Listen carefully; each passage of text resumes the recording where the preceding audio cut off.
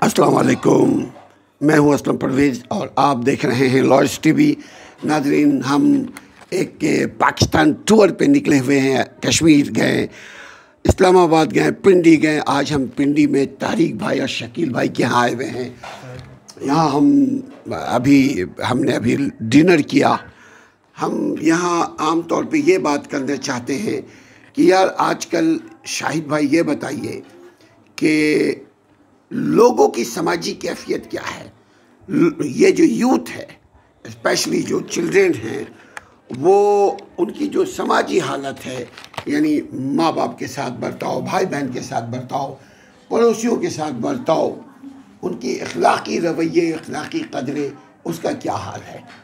हम ये बात शाहिद भाई के से शुरू करना चाहते हैं, फिर जहाँ तक सफ़र चले। बिस्मिल्लाहिर्रहमानिर्रहीम। प्यारे दोस्तों, अस्सलाम वालेकुम। मेरा नाम शाहिद है और मैं आज इस ट्यूब के ज़रिए आपसे मुखातिब हूँ। उम्मीद करता हूँ कि आपको मेरी बातें अच्छी लगेंगी और इस पे कमेंट्स ज़रूर कीजिएगा। कुछ कमियाँ इंसान में होती हैं तो मुझे उसका भी पता चलता रहेगा कि मैंने क्या गलती की है, क्या कमी है। मैं सिर्फ इतना कहना चाहता हूँ कि भाई ने जो ये काम शुरू किया है बहुत अच्छा है। अल्लाह इसमें इनको तरक्की दे और इनकी जो नीयत है ख़ास तौर पे अल्लाह उसका अजर दे इनको। मेरा सिर्फ इतना कहना है कि आज की जो यूथ है वो बहुत फॉरवर्ड है, उसमें मेंटली स्ट्रॉन्गनेस बहुत ज़्यादा है, पोटेंशियल बहुत है, नो डाउट बहुत ज़्यादा है। लेकिन उसमें जो सबसे इन सब चीज़ों के पीछे भागते भागते उसके अंदर जो कमी आई ना, वो अखलाक की आ गई है, वो दीन की आ गई है। एक तो हमारा मीडिया ये भी इसमें इन्वॉल्व होता है, प्लस हमारी जो तरबियत है वो भी इस पर डिपेंड करती है। और इसके अलावा जो सबसे बड़ी चीज़ है वो हमारा माहौल है कि हमारा माहौल इतना चेंज हो चुका है। मुझे याद है कि जब मैं छोटा था तो उस वक्त माहौल बहुत डिफरेंट था। हम अपने माँ बाप के सामने नज़र नहीं उठाते थे। तो आज के बच्चे वो फ्रेंड है, हमने ख़ुद उनको फ्रेंड किया है, अपने बच्चों को एज ए फ्रेंड अपने रिलेशन रखा है ताकि उनको सीखने का मौका मिले और वो ज़िंदगी में आगे बढ़ें और अपनी चीज़ें हमसे शेयर करें। लेकिन इन सब के बावजूद जो सबसे बड़ी जो कमी है, डेफिशिएंसी जिसे कहते हैं, वो ये है कि उनके अंदर इखलाक नहीं रहा।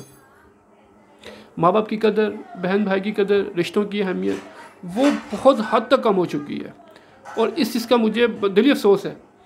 और मेरी कोशिश यही होती है कि मैं गाय बगाए जो मेरे जूनियर हैं, बच्चे हैं, यूथ है नई, उसको मैं इस चीज़ से गाइड करता रहूँ। क्योंकि जो आपकी रिश्ते हैं ना वो कभी ख़त्म नहीं हो सकते। असलम भाई, मैं इस बात से मज़ीद आपसे रोशनी चाहता हूँ, आप डालेंगे और मुझसे बेहतर इस बारे में वजाहत करेंगे आप। तो मेरी इस यूथ से सिर्फ इतनी सी शिकायत है कि वो अपने अंदर इखलाक और सब्र पैदा करे, बड़ों की इज़्ज़त और एहतराम जो है ना उनको वो मकाम दे जिसके वो राइट हैं। बस आज मैं इतना ही कहना चाहूँगा। बाकी मेरे भाई साहब बड़े बैठे हुए, ये भी कुछ अपनी ख़यालात का इज़हार करेंगे। तो over to you. My dear, मैं ये कहता हूँ कि ये दुनिया मुकाफ़ात अमल है। ये दुनिया whatever you do you will get sooner or later। अगर यूथ अपने ज़िम्मेदारियों का एहसास नहीं करेंगे, अगर यूथ अपनी जो रिस्पॉन्सिबिलिटीज़ है, सोशल रिस्पॉन्सिबिलिटीज़ है, स्पेशली जैसे माँ बाप और दीगर रिश्तेदारों के हुकूक़ का अगर तहफ़्फ़ुज़ नहीं करेंगे, डेफिनेटली कल वो माँ बाप बनेंगे तो फिर उनके सामने उनका किया हुआ आएगा। लेकिन इसी बात को हम मज़ीद आगे बढ़ाएंगे तारिक भाई से बातचीत करके कि आप इस सिलसिले में क्या कहते हैं। बिस्मिल्लाहिर्रहमानिर्रहीम। अस्सलाम वालेकुम। मेरा नाम तारिक अली है। भाई साहब ने जो मुझे मौजू दिया है आजकल के न्यू जनरेशन के बारे में, उससे पहले कि हम सबसे पहले अपनी औलाद के बारे में सोचें कि औलाद को वो माहौल वो दें जो हमें मिला हो। जिस तरह हमने अपने वालिदैन की इज़्ज़त की, जिस तरह हो सका वालिदैन का ख्याल रखा, आजकल क्लास से हम कोई अच्छी एक्सपेक्टेशन नहीं कर सकते। क्यों? क्योंकि आजकल का माहौल ही ऐसा है। नेट ने सब कुछ दिया, इन्होंने इल्म नहीं मिल सकता। कहते हैं ना कि नेट से आपको इन्फॉर्मेशन सारी मिल जाएगी, लेकिन इल्म वो आपको हमेशा आलिम के पास बैठने से ही मिलेगा। इन्फॉर्मेशन जितनी भी आप ले लें, लेकिन जब तक अमल नहीं होगा उसके ऊपर कुछ नहीं होगा। तो ये आजकल की न्यू जनरेशन है, मोबाइल जनरेशन है। बच्चों को हम घर में देखते हैं, यही माहौल है उनका। स्कूल से आए, आके मोबाइल ले लिया, बस। मना भी करते हैं पेरेंट्स।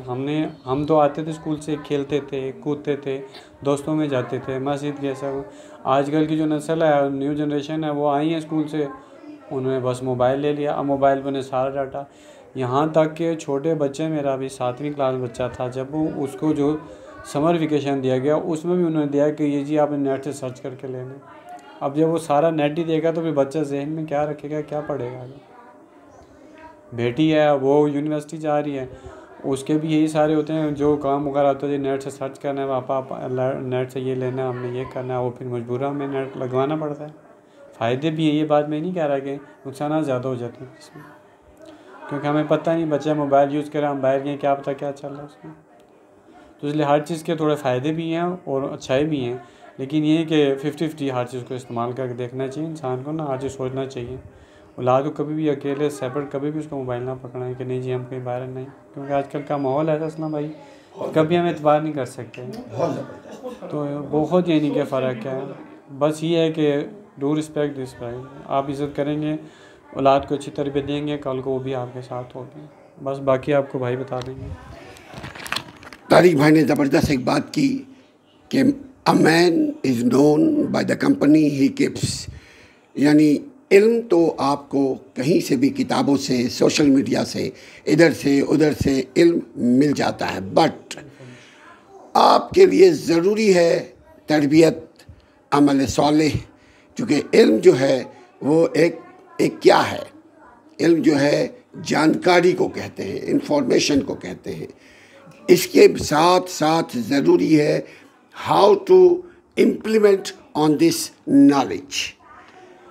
अगर यंगस्टर, अगर यूथ चाहते हैं कि तरक्की करें, तो ज़रूरी है अपने माँ बाप, अपने भाई बहन, अपने पड़ोसी, इन सबों की इज़्ज़त करें, इनका ख्याल रखें, तभी जाकर के वो तरक्की कर सकते हैं। अदरवाइज़ तरक्की यकीनन ज़ाहिरी तौर पे, मादी तौर पे तो उनको मिल जाएगी, लेकिन कुछ अरसे के बाद जो ही वो अपने उस दर्जे को पहुँचेंगे, यानी वो किसी के पड़ोसी होंगे, वो बड़े भाई होंगे, वो बाप बनेंगे, वो माँ बनेगी, फिर वो जो अमल कर चुके, जो वो बीज बो चुके, फिर उनको काटना पड़ेगा। लिहाजा बहुत ज़रूरी है अपना ख्याल रखें, बहुत ज़रूरी है अपने रवैयों का ख्याल रखें, बहुत ज़रूरी है अपनी इखलाकी कदरों का ख्याल रखें। इसी बात के साथ हम आपसे इजाज़त चाहते हैं कि उम्मीद करते हैं कि आप रोल मॉडल बनेंगे अपने इर्द गिर्द वालों के लिए। अपना और अपने घर वालों का ख्याल रखिए। अस्सलाम वालेकुम रहमतुल्लाह। एक सेकंड, बल्कि ऐसा मैं करता हूँ कि मज़ीद कुछ शकील भाई बात करेंगे, हम माइक उनके हवाले। रहीम, मैं बस थोड़ी सी ये चीज़ इसमें ऐड करना चाहता हूँ कि जैसे असलम भाई ने बात की है कि आप तरक्की करें और ज़रूर करें, ये आपका हक़ है, बुनियादी हक़ है आपका ये। लेकिन अपना जो रोल मॉडल है ना, वो अपने वालिदैन को बनाएं, किसी एक्टर या किसी और बंदे को, ख़ास पर्सन को ना बनाएं। जो अपना आइडियल है अपने बाप को बनाएं, जिसने सारी ज़िंदगी मेहनत की आपके लिए अपना दिन रात एक किया, अपना बिस्तर ख़राब किया। तो मैं सिर्फ ये एक बात कहना चाह रहा था कि अपना जो रोल मॉडल है वो अपने पेरेंट्स को बनाएं, और जो बच्चा, जो नस्ल, जो यंगस्टर ये बात समझ जाएगा, इंशाल्लाह वो बहुत तरक्की करेगा। क्योंकि कहते हैं कि बड़ों की दुआएं, माँ बाप की दुआएं कभी रायगा नहीं जाती, और जिनके पीछे माँ बाप की दुआएं होती हैं वो बहुत आगे तक जाती हैं। मैं ख़ुद माशाल्लाह 2 बच्चों का बाप हूँ। मेरे पेरेंट्स अभी हयात नहीं है, दुनिया से जा चुके हैं। उनको वालिदा को मेरे गुजरे हुए 14 साल हो गए हैं, वालिद साहब को मेरे गए हुए 8 साल हो गए हैं। और इन अरसे में कोई ऐसी रात या कोई ऐसा दिन नहीं हुआ कि वो मेरे दिल से उतरे हुए हों, उनकी कोई बात मुझे याद ना आई हो या मैं उनके लिए रोया ना हूँ। तो ये जो चीज़ें हैं, हम बुनियाद को लेके चलेंगे ना, तो आगे आप खुद सोचना है कि कहाँ तक पहुँचेंगे, अल्लाह पाक उसमें कितनी बरकत देगा।